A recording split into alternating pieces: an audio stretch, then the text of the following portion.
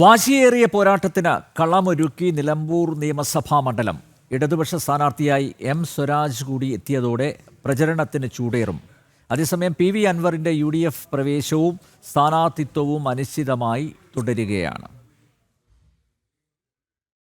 നിലമ്പൂരിൽ രാഷ്ട്രീയ പോരാട്ടം കനക്കുന്നു. ഇടതു സ്ഥാനാർത്ഥിയെ കൂടി പ്രഖ്യാപിച്ചതോടെ പ്രചാരണം ചൂടുപിടിക്കുന്നു. അതേസമയം UDFിലെ കലഹം അവരുടെ പ്രചാരണത്തെ സാരമായി ബാധിക്കുന്നുണ്ട്. ശക്തമായ ഗ്രൂപ്പിസത്തിനൊപ്പം PV അൻവർ ഇടഞ്ഞു നിൽക്കുന്നതും പ്രചാരണത്തിന് തിരിച്ചടിയാകുന്നു. അതേസമയം അൻവറിനെ അനുനയിപ്പിക്കാനുള്ള നീക്കങ്ങളും അണിയറയിൽ നടക്കുന്നുണ്ട്. തെരഞ്ഞെടുപ്പ് കഴിയുമ്പോഴല്ലേ എത്ര ശക്തി ഉണ്ടെന്ന് അറിയുള്ളൂ.